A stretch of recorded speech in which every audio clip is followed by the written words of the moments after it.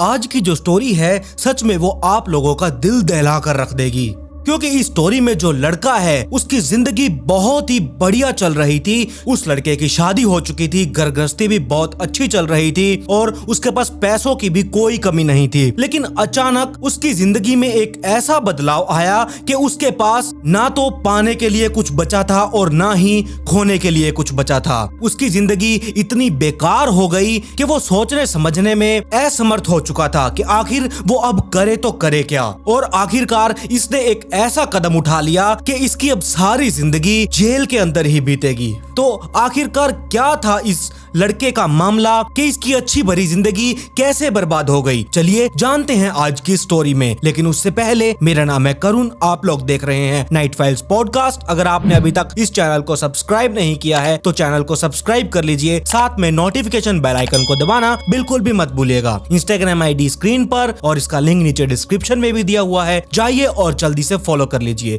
और कमेंट में pick me जरूर लिखिएगा अपनी राय के साथ, ताकि आप लोगों को एक बढ़िया सा शाउट आउट दे सकूं। आज की जिस स्टोरी के बारे में मैं आप लोगों के साथ बात करने वाला हूं वो है गुजरात के सूरत से। नए साल का पहला दिन यानी कि 1 जनवरी 2018 लोग नए साल का स्वागत कर रहे थे। सूरत के कामराज थाने क्षेत्र का एक टिम्बा गांव का एक करोड़पति लड़का प्रीतेश पटेल, वो भी अपने दोस्तों के साथ नए साल की खुशियां मना रहा था। उसके खास दोस्तों में सबसे ही ज्यादा इम्पोर्टेंट थी मुंबई की मॉडल और बार डांसर ज्योति सुरजीत सिंह उर्फ निशा ज्योति। एक टाइम पर मॉडल रह चुकी ज्योति मुंबई की मशहूर बार डांसर बन चुकी थी। प्रीतेश और ज्योति एक दूसरे को प्यार करने लगे थे। प्रीतेश पटेल के बुलाने पर ज्योति और उसका ड्राइवर संदीप और उसकी पत्नी निकिता सिंह ये लोग टिम्बा घूमने के लिए आए थे। प्रीतेश के बुलाने पर ज्योति के आने पर प्रीतेश बहुत ही ज्यादा खुश था, क्योंकि ज्योति उसके घर पहली बार आई थी। स्वागत और खातिरदारी करने के बाद प्रीतेश पटेल ने उन लोगों को कहा कि चलो मैं तुम्हें अपना केले का खेत दिखाकर लेकर आता हूँ। तो वो लोग खुशी खुशी तैयार भी हो गए। उस टाइम पर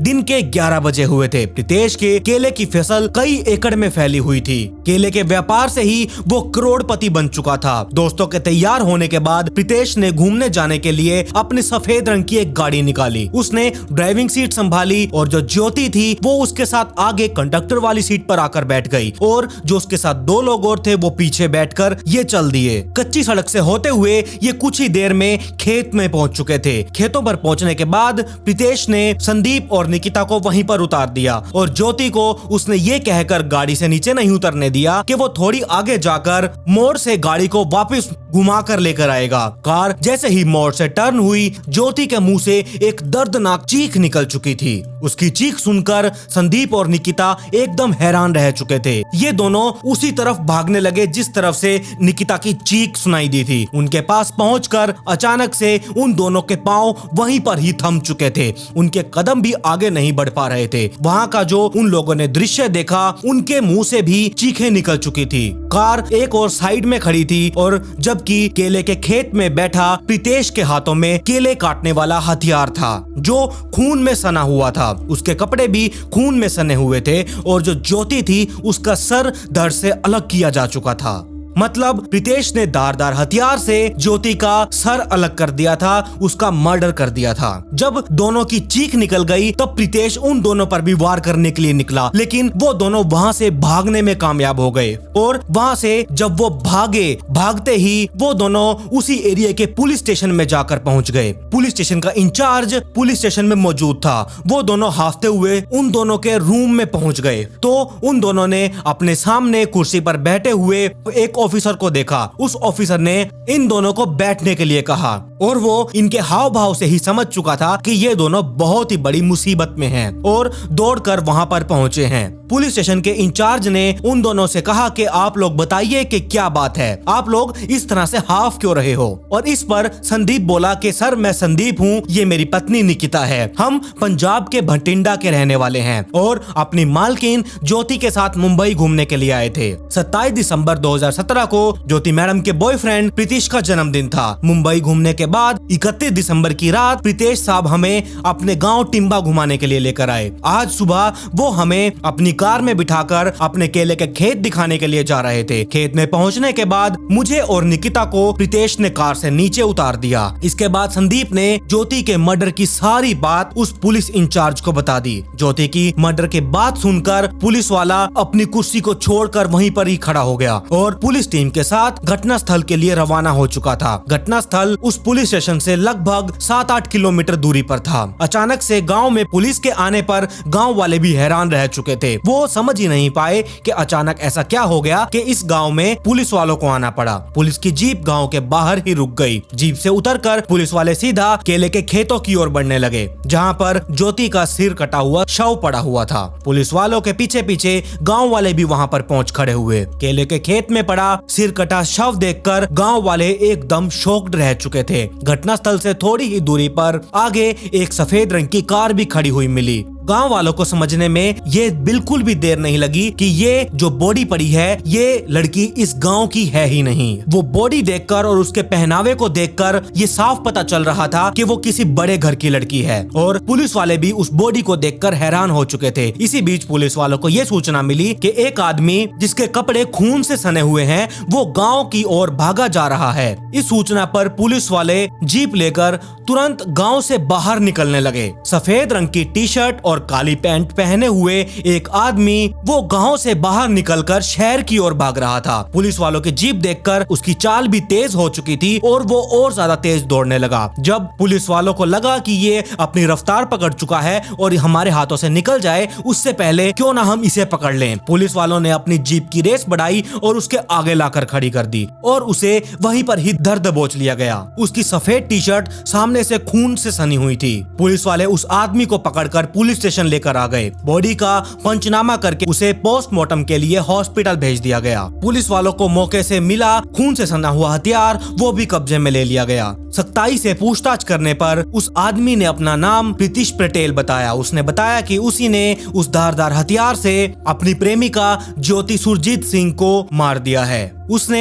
मर्डर की वजह उसके द्वारा किए गए बेवफाई को बताया। बाद में उसने पूरी घटना बड़े ही आराम से पुलिस वालों को सुनाई। 22 साल की ज्योति सुरजीत सिंह और उर्फ निशा ज्योति ये मूल रूप से पंजाब के भटिंडा की रहने वाली थी। खूबसूरत ज्योति मॉडल बनना चाहती थी। माँ बाप भी अपनी बेटी का सपना पूरा करने के लिए उसका साथ दे रहे थे। इंटरमीडिएट तक पढ़ाई करने के बाद ज्योति ने पढ़ाई छोड़ दी और वो मॉडलिंग करने के लिए मुंबई के माया नगरी में पहुंच गई। वहां जाकर अपने एक दोस्त के घर पर ही रहकर मॉडलिंग की दुनिया में पैर जमाने की कोशिश करती रही, लेकिन उसे मॉडलिंग की सफलता प्राप्त नहीं हो पाई और फिर भी ज्योति ने बिल्कुल भी हिम्मत नहीं हारी। मॉडलिंग की दुनिया से एक बार तो ज्योति निकल चुकी थी और उसके बाद वो एक बार में डांसर का काम करने लगी। उस बार में ज्योति की अदाओं ने लोगों पर ऐसा जादू चलाया कि उसकी एक हरकत पर ही नोटों की बरसात होने लगी थी। इसके बाद उसने कभी भी पीछे मुड़कर नहीं देखा। और इधर प्रीतेश पटेल के पिता की बात की जाए तो वो फॉरेन में रहकर जॉब कर रहे थे। विदेश में नौकरी कर रहे प्रीतेश के पिता भी बहुत अच्छा पैसा छाप रहे थे और वो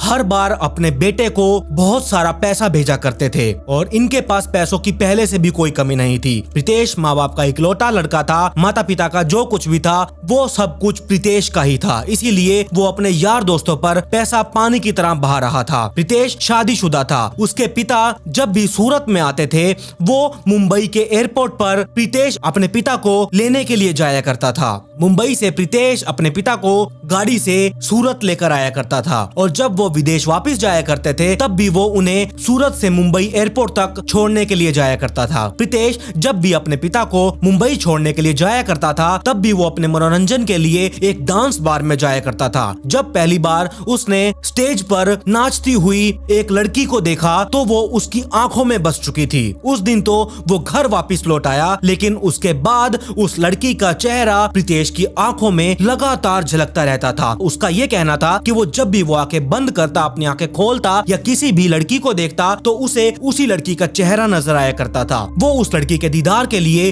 पूरी तरह से झटपटाने लगा करता था। सोते जागते उठते बैठते उसकी आंखों के सामने उस लड़की का ही चेहरा दिखाई दिया करता था। प्रीतेश उस लड़की का दीवाना सा हो चुका था और उसे वो देखने के लिए उससे बात करने की कोशिश करने के लिए वो लगातार मुंबई जाने लगा। वो हमेशा उसी बार में जाया करता और वहां पर बैठकर उस लड़की को ताड़ता रहता था। जब उसने एक बार वाले से उस लड़की का, उस डांसर का नाम पूछा तो उसका नाम था ज्योति सुरजीत सिंह। और अब इस डांसर के ऊपर प्रीतेश लगातार पानी की तरह पैसा बहाने लगा था। इसमें ज्योति की नजरें जब भी प्रीतेश से मिलती थी तब उसी टाइम ज्योति अपने होठ दांतों तले दबाकर मुस्कुरा दिया करती थी। ज्योति बहुत दिनों से देख रही थी कि वो जब भी आता है तो उसे आशिकी भरी निगाहों से देखा करता है। ज्योति की कातिल निगाहों से प्रीतेश घायल हो चुका था और वो लगातार सिर्फ ज्योति को ही देखता रहता था। ज्योति ने ये बात नोट कर ली और वो तुरंत ही ज्योति के पास पहुंच गया। धीरे धीरे इन दोनों में बातचीत हुई। अब इन दोनों की जो बातचीत थी वो दोस्ती में बदल चुकी थी और कुछ टाइम बाद इनकी दोस्ती प्यार में भी बदल चुकी थी। प्रीतेश जब भी मुंबई आता ज्योति से जरूर मिला करता था और उससे मिलकर उसके ऊपर लाखों रुपए उड़ा दिया करता था। महत्वाकांक्षी ज्योति बार डांसर थी। उसे किसी की भावनाओं से कोई भी लेना देना नहीं था। उसका दीन ईमान सिर्फ और सिर्फ पैसा था। वो इतना पैसा कमाना चाहती थी कि उसका जीवन एकदम ठाठ से गुजरे, उसकी जितनी भी इच्छाएं हैं उसे वो पूरा कर सके। प्रीतेश के रूप में उसे सोने का अंडा देने वाली मुर्गी मिल चुकी थी। वो जो भी फरमाइश करती प्रीतेश उसकी फरमाइश को पीछे पूरा करने से पीछे नहीं हटता था। ज्योति और प्रीतेश को मिलते ही और इन दोनों को एक दूसरे से प्यार करते करीब 1.5 साल गुजर चुका था। प्रीतेश तो पहले से ही शादीशुदा था, ये अलग बात थी। हालांकि प्रीतेश ने ज्योति से कुछ भी नहीं छुपाया था। ज्योति को उसके शादीशुदा होने से कोई एतराज भी नहीं था। प्रीतेश की हकीकत जानकर पीछे हटने की बजाय ज्योति उस पर और ज्यादा मर मिटने लगी थी।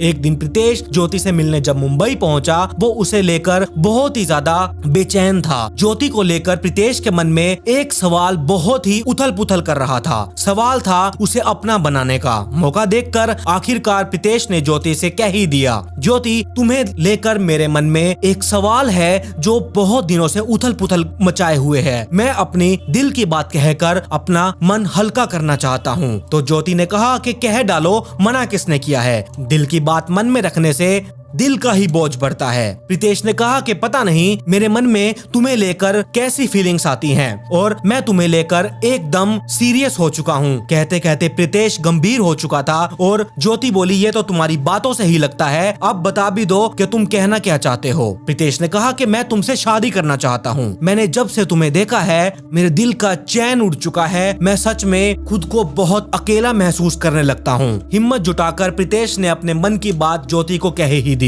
उसकी बात सुनकर ज्योति बहुत ही ज्यादा गंभीर हो चुकी थी और ज्योति उसकी बात सुनकर कुछ भी नहीं बोली। प्रीतेश ने कहा कि जितना मैं तुमसे दूर जाने के बारे में सोचता हूँ उतना ही मैं तुम्हें खुद के करीब पाता हूँ। ज्योति ने कहा कि ऐसी ही तुम्हारी बातें तो मेरे दिल को घर कर जाती हैं, तो तुम आगे से दोबारा ऐसा बिल्कुल भी मत कहना। और फिर बोली कि मैं तुमसे बहुत प्यार करती हूँ, लेकिन क्या है कि हमारे रास्ते में एक बाधा है जो तुम्हें उसे हटाना होगा। प्रीतेश ने पूछा कि कैसी बाधा। ज्योति बोली कि तुम ये भूल रहे हो कि तुम शादीशुदा हो, कि तुम्हारी एक पत्नी भी है जो तुम्हारे साथ तुम्हारे ही घर में रहती है। उसके रहते हुए हम लोग कभी भी एक नहीं हो सकते। उसका क्या करोगे तुम? प्रीतेश ज्योति का चेहरा अपने दोनों हाथों में लेकर उसे बोला कि तुम शादी करने के लिए तैयार हो तो मैं उसे तलाक दे दूंगा।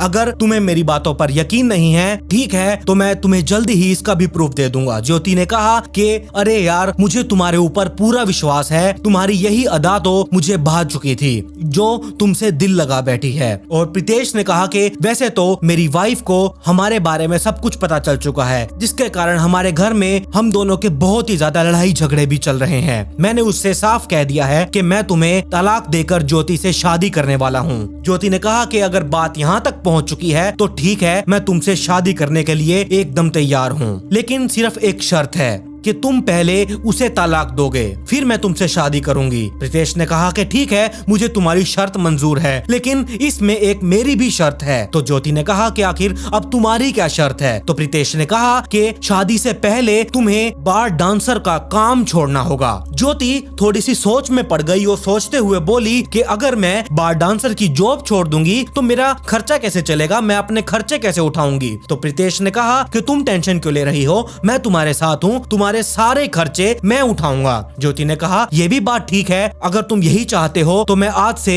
बार डांसर की जॉब छोड़ दूंगी। और ऐसे ही ये दोनों घंटों तक अपने फ्यूचर को लेकर बातें करते रहे। उसके बाद प्रीतेश मुंबई से अपने घर लौट आया। ज्योति को लेकर प्रीतेश और उसकी पत्नी के वैवाहिक जीवन में बहुत ही ज्यादा खटास पनप चुकी थी, जिसे लेकर उन दोनों के बीच में लगातार झगड़े बढ़ते जा रहे थे। प्रीतेश की पत्नी को ये कतई मंजूर नहीं था कि वो उसके संदूर का बंटवारा करे। वो प्रीतेश पर ज्योति के साथ रिश्ता तोड़ने के लिए दबाव बनाती जा रही थी। ये बात प्रीतेश को बिल्कुल भी पसंद नहीं थी, इसीलिए उसने अपनी पत्नी को तलाक देने का फैसला कर लिया था। और दूसरी ओर ज्योति मुंबई छोड़कर बठिंडा में अपने घर आ चुकी थी। ज्योति के मुंबई से बठिंडा लौटने पर प्रीतेश ने उसे एक खूबसूरत तोहफा, और तोहफे में प्रीतेश ने ज्योति को 2 करोड़ रुपए का एक आलीशान फ्लैट खरीद कर दिया। उस फ्लैट में हर एक सुख सुविधा थी, यहाँ तक कि उस फ्लैट के साथ साथ उसे एक गाड़ी भी गिफ्ट दी गई। और प्रीतेश ने इतना बड़ा घिनौना ये काम कर दिया, इतना गलत काम कर दिया कि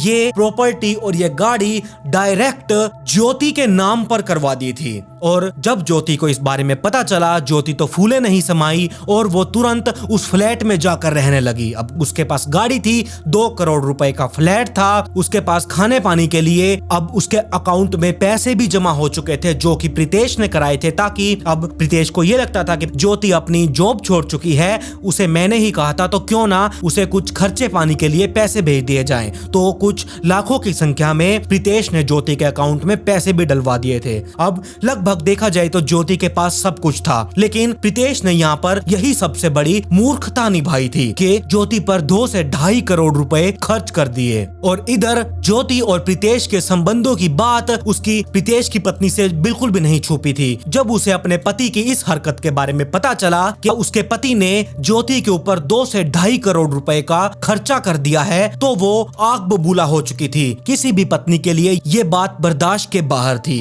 इन दोनों के बीच खूब ज्यादा झगड़े होने लगे। इस झगड़े से प्रीतेश की पत्नी अपने मायके जाकर रहने लगी, और प्रीतेश तो आखिरकार यही चाहता था। वो ज्योति से शादी करके उसे अपने घर में रखना चाहता था। वो अपने मकसद में कामयाब हो चुका था। और जुलाई 2017 में प्रीतेश ने अपनी पत्नी को तलाक दे दिया था। कहा यह जाता है कि जब जिंदगी में नाश लिखा होता है, जब उसकी ऊंचाइयों में गिरावट आने वाली होती है, तो इंसान के साथ ये सब कुछ होता है। इंसान इतनी बड़ी बड़ी गलतियां कर देता है कि उसे समझ में नहीं आता कि आखिरकार वो कर क्या रहा है। और यही सब कुछ प्रीतेश के साथ भी हो रहा था और होने भी वाला था। और जब ये सब कुछ होने वाला होता है तो सच में उस इंसान की बुद्धि, उसका दिमाग एकदम काम करना बंद कर देता है और वो किसी की भी बातें नहीं मानता। उसकी सोचने समझने की शक्ति ही खत्म हो जाती है, जबकि वो मेंटली बिल्कुल ठीक होता है। लेकिन जब उसकी जिंदगी बर्बाद होने वाली होती है, तब ये सब लक्षण आपको